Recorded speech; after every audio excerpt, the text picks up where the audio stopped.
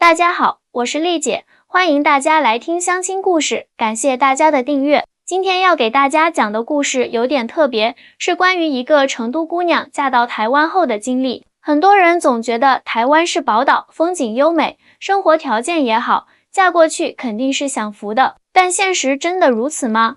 每段婚姻背后都藏着不为人知的酸甜苦辣，尤其是涉及到两岸文化差异的婚姻，更是充满了挑战。我今天要讲的这个女孩叫小米，是成都人，今年28岁，长得很标致，瓜子脸、大眼睛，皮肤白皙，身材也很好。她从小在成都长大，家庭条件不是特别好，可以说小米的童年经历堪称悲惨。小米5岁那年，父母离异，父亲是个赌徒，常年不着家，把家里积蓄都输光了。母亲一个人带着她，在一家服装厂打工维持生计，生活拮据。她从小就懂事，很少向妈妈提什么要求。冬天穿不暖的衣服，晚上会冷得瑟瑟发抖。夏天家里没有空调，只能扇着蒲扇度过闷热的夜晚。同学们都有新文具盒、新书包的时候，她还在用旧的掉皮的书包。妈妈，我们什么时候才能住大房子啊？小米经常这样问她妈妈。等妈妈赚到钱了，一定给你买大房子住。妈妈总是这样回答，但那双疲惫的眼睛里藏着说不出的心酸。12岁那年，小米的妈妈因为长期劳累过度，突发脑溢血倒在了工厂的流水线上。虽然抢救及时，但留下了严重的后遗症，半身不遂，生活不能自理。一夜之间，小年纪的小米成了家里的顶梁柱，要照顾妈妈，还要想办法维持生计。没事的，妈妈，我会照顾你的，我会努力读书，将来一定会让我们过上好日子。小米哭着对瘫痪在床的妈妈说道。命运就是这样捉弄人，让一个小女孩过早地承担起了本不该她承担的责任。为了照顾妈妈，小米放学后会做家务，还要去附近的小餐馆端盘子、洗碗赚钱。学习成绩也从班上前列一落千丈，但她从没抱怨过什么，只是默默地咬牙坚持。哎呀，这孩子命真苦啊！邻居阿姨们看到小米总是这样议论。18岁那年，一个转折点出现了，小米的妈妈因病情加重去世了。生前最后一刻，妈妈握着她的手说：“米儿，妈妈走了后，你一定要好好活，不要像妈妈这样辛苦一辈子，找个好人家嫁了吧。”妈妈走了，小米彻底成了孤儿，但坚强的她并没有被命运击垮。她用妈妈留下的一点积蓄和社区的帮助，完成了高中学业，然后靠着助学贷款和打工勉强读完了大专。毕业后，她在成都一家旅行社找了份工作，虽然工资不高，但好歹能养活自己。我一定要努力工作，争取早日买套属于自己的房子。小米给自己定下了目标，生活就这样一天天过去，平淡而忙碌。命运的齿轮总在不经意间转动。就在小米23岁那年，她在带团的过程中认识了来自台湾的阿伟。阿伟今年35岁，比小米大12岁，是台北一家科技公司的主管，来成都出差顺便旅游。他长得很帅气，浓眉大眼，身材也保持得很好，举止谈吐都很绅士，一看就是受过良好教育的人。最重要的是，他对小米特别体贴，旅行结束后还主动加了小米的联系方式，时不时发消息嘘寒问暖。小米啊，你有没有兴趣来台湾发展啊？台北的工作机会很多的。这是阿伟经常对小米说的话。台湾啊，那是个什么样的地方呢？小米心里充满了好奇，两人就这样开始了网恋。每天视频聊天，阿伟会给小米讲台湾的风土人情，台北的繁华夜景，垦丁的碧海蓝天，阿里山的云海日出，也会听小米讲他的童年，他的工作，他的梦想。你这么优秀，为什么还单身啊？小米有一次忍不住问道。我工作太忙了，而且台湾的女孩子都很独立，对另一半的要求也高，我们可能互相都不太适合吧。阿伟叹了口气说道。网恋半年后，阿伟专程飞到成都向小米求婚了。求婚的场景很浪漫，在小米最爱的锦里古街，阿伟单膝跪地，拿出钻戒，小米，嫁给我好吗？我会用一生来爱你，照顾你。惊喜、感动、幸福，各种情绪涌上心头。小米哭着点了点头，她觉得自己终于遇到了可以依靠的人，终于不用一个人孤军奋战了。婚礼定在了第2年春天，地点选在台北。小米辞去了工作，收拾好简单的行李，怀着对新生活的期待和对未知的恐惧，踏上了前往台湾的飞机。台湾会是我的福地吗？飞机起飞的那一刻，小米望着窗外的云层，心里忐忑不安。婚礼很简单，但很温馨。阿伟的父母看起来很和蔼，尤其是婆婆一直拉着小米的手，用不太标准的普通话叮嘱阿伟要好好对她。小米觉得自己很幸运，嫁了个好老公，还有一对好公婆。然而，婚后的生活并没有想象中那么美好。首先是语言障碍，虽然台湾人也说中文，但台湾腔和一些用语习惯与大陆差异很大。小米经常听不懂婆婆在说什么，沟通起来很吃力。阿伟，你妈妈刚才是不是在说我？小米经常这样问阿伟。没有啦，她只是在讲家常而已，你不要想太多。阿伟总是这样回答。其次是生活习惯的差异，台湾人很注重环保和垃圾分类，家家户户都会严格执行垃圾分类制度。而小米从小在成都长大，虽然也有垃圾分类的概念，但没有那么严格。每次她随手把垃圾丢进垃圾桶，都会被婆婆或阿伟纠正。小米呀，这个是可回收的，不能和厨余垃圾放在一起啦。婆婆会很耐心地教她。哎呀，我又搞错了。小米常常感到挫败，最让小米难以适应的是饮食文化的差异。成都人爱吃麻辣烫、火锅、串串香等重口味食物，而台湾人的饮食相对清淡。婆婆每天做的菜，在小米看来简直就是白水煮青菜，没有一点味道。她好几次想亲自下厨，但婆婆总是说不用啦，我来就好。阿伟，我想吃火锅，好想吃麻辣烫啊。小米经常这样向阿伟抱怨。台北也有川菜馆啊，周末我带你去吃吧。阿伟总是这样安慰他，但最令小米崩溃的还是家庭关系的处理。在大陆，年轻夫妻一般都会追求小两口过小日子，婚后独立居住是常态。但在台湾，尤其是传统家庭，三代同堂仍然很普遍。小米和阿伟结婚后，直接住进了阿伟父母的大房子里。虽然房子很大，有4层楼，小夫妻住在3楼，有独立的卧室和卫生间，但厨房、客厅都是公共空间，每天都要和公婆一起吃饭、看电视。小米感觉自己没有隐私，做什么事都被监视着。阿伟，我们什么时候能有自己的房子啊？小米经常这样问阿伟。我们现在住的不是很好吗？房子这么大，而且有爸妈照顾我们，多好啊！阿伟总是这样回答。小米也发现，阿伟虽然表面上很独立，在事业上也很有成就，但在家庭决策上，特别是涉及到钱的问题，他都会征求父母的意见。比如装修房子、买家电，甚至是旅游计划，阿伟都会先和父母商量。这在小米看来简直难以理解。阿伟，你已经35岁了，还要事事听你父母的吗？小米有一次忍不住问道。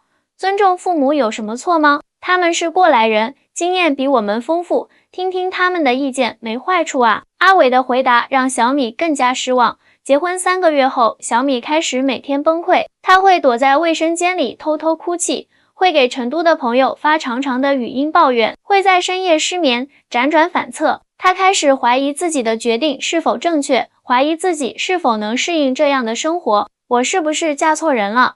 小米经常这样问自己。就在小米快要撑不下去的时候，一个意外的决定改变了一切。事情是这样的，一天晚上，全家一起吃饭时，阿伟的父亲突然说，阿伟啊，我和你妈妈商量了一下，我们决定把房子的3楼过户给你和小米。什么意思？小米愣住了，不太明白公公的意思。就是说，3楼以后就是你们的了，你们可以按照自己的喜好装修，想怎么布置就怎么布置。婆婆笑着解释道。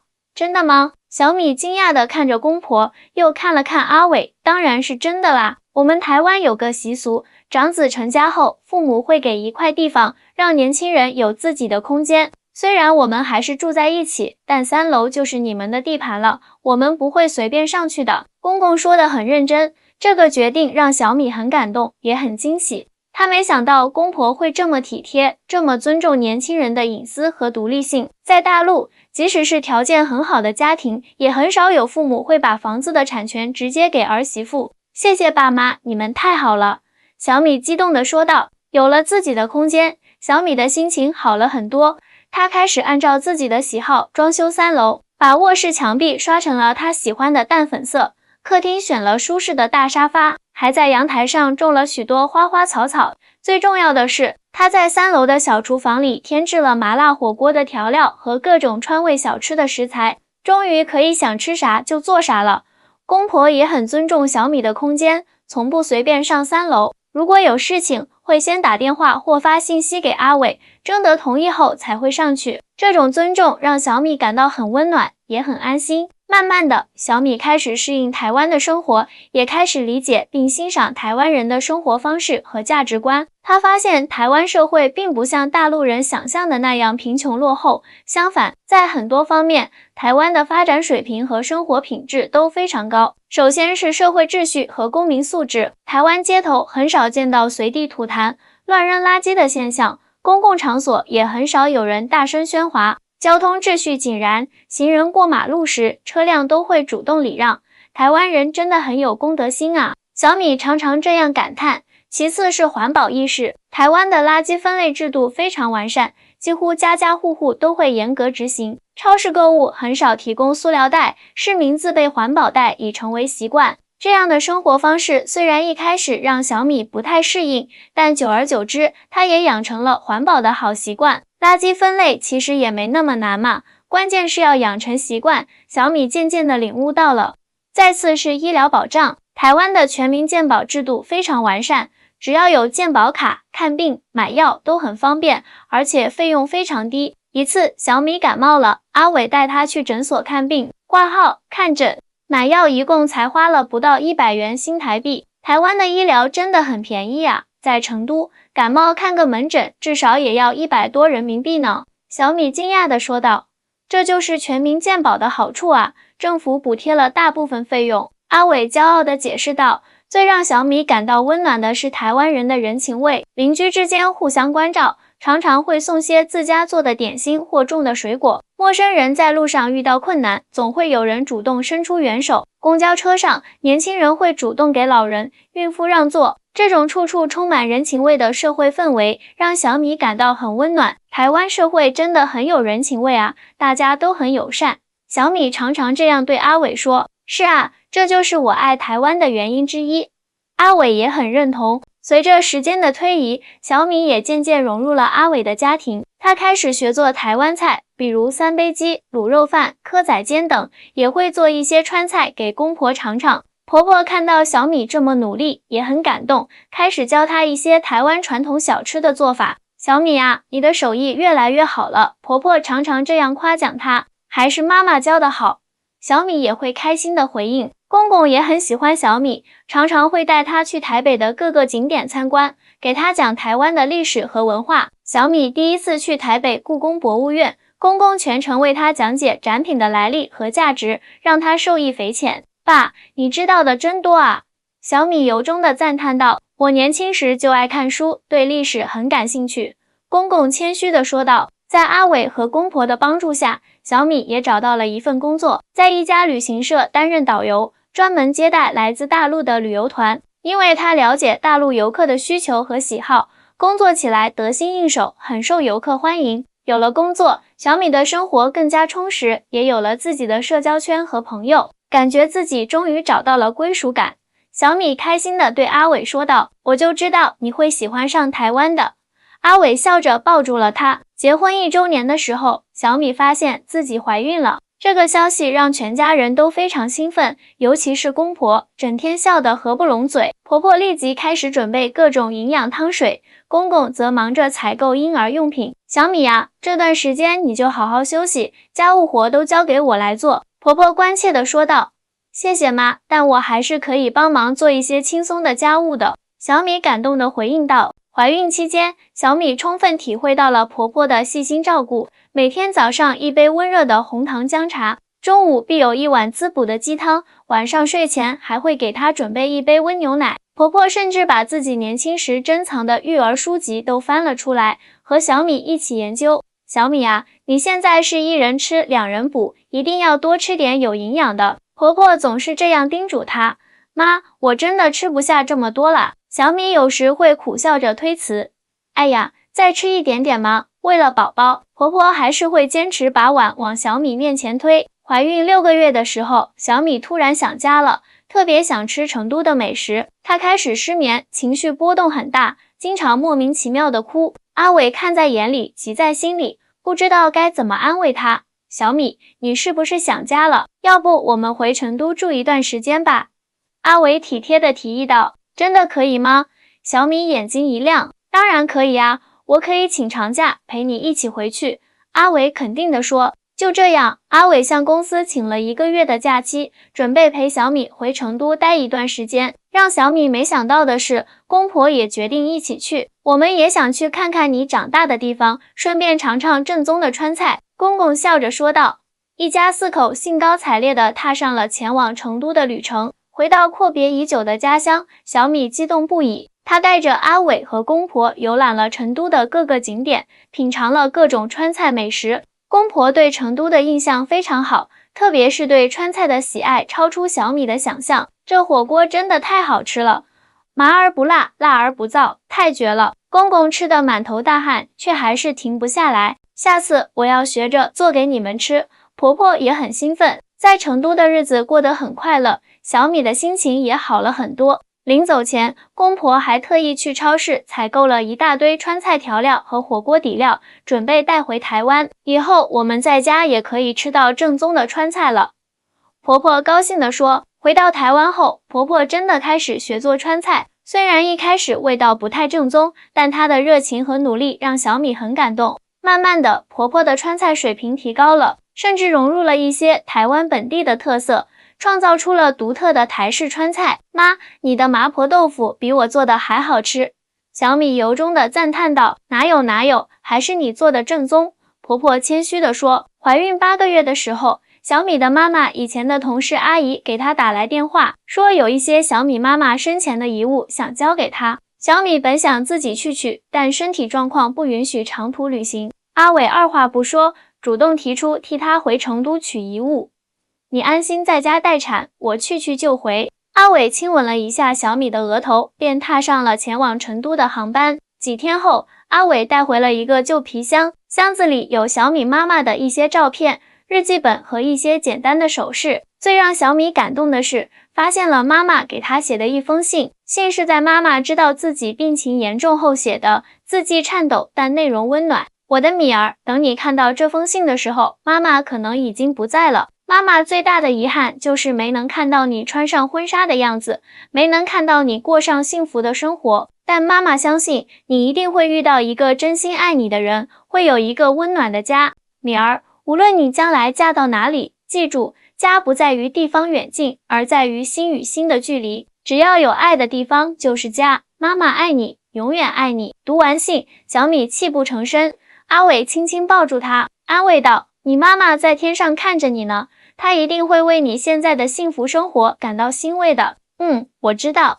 小米擦干眼泪，微笑着说，我现在真的很幸福，有你，有爸妈，还有即将出生的宝宝，这就是我的家。怀孕9个月的时候，小米的预产期临近了，公婆早已把家里打扫得一尘不染，婴儿房也布置得温馨可爱。婆婆还特意学习了月子餐的做法，准备亲自下厨照顾小米坐月子。小米啊，我年轻时坐月子就是吃这些，对下奶、恢复身体都很好的。婆婆兴致勃勃地展示着她准备的食谱。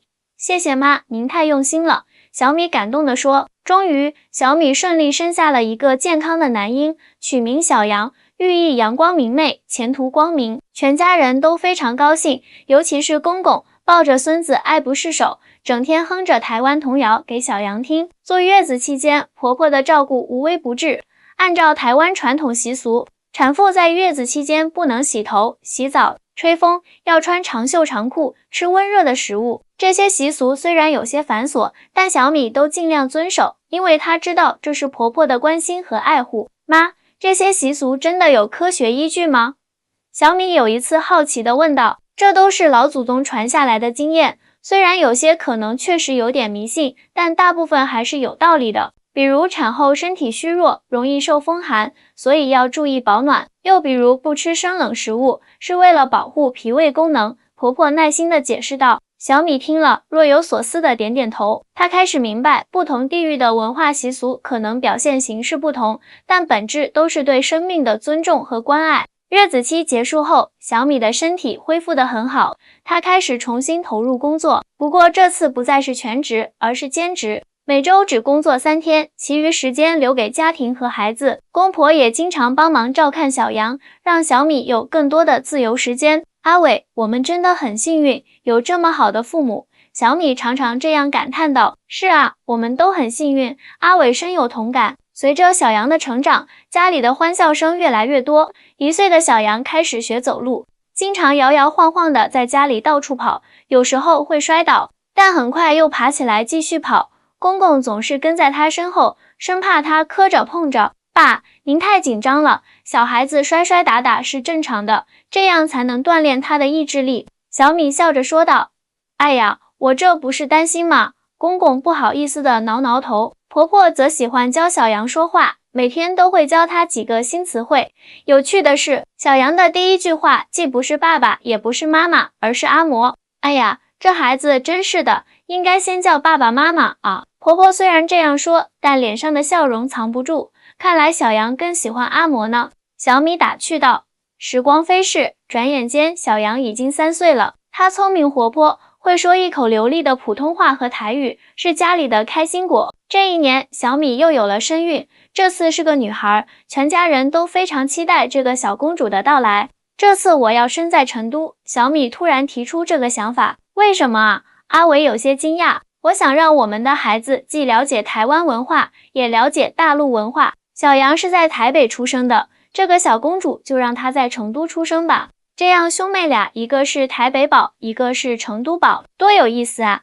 小米解释道。阿伟被小米的想法打动了，立即表示支持。公婆听了也很赞同，觉得这个主意很有创意。就这样，在预产期前1个月，一家人再次来到了成都。这次，他们住在小米用工作积蓄买的一套小公寓里。虽然面积不大，但温馨舒适。最重要的是，这里承载着小米对家乡的思念和对未来的期待。在成都的日子，公婆像游客一样兴奋，每天都要去不同的地方逛逛。公公特别喜欢成都的茶馆文化，常常一坐就是1下午。婆婆则迷上了川剧变脸，连看了好几场。成都人真会生活啊，慢节奏，重享受，这才是生活该有的样子。公公感叹道。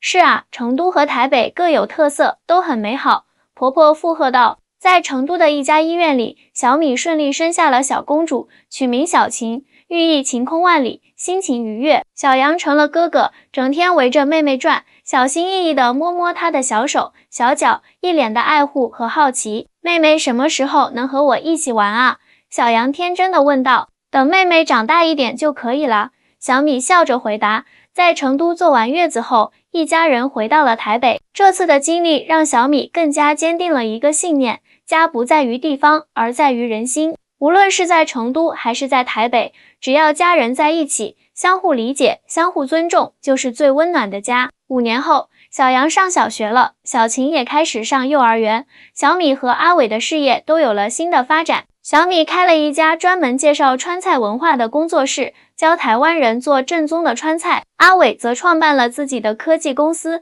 专注于两岸文化交流的 APP 开发。公婆也退休了，每天照顾孙子孙女，生活悠闲自在。小米啊，你还记得你刚来台湾时，每天都哭鼻子的样子吗？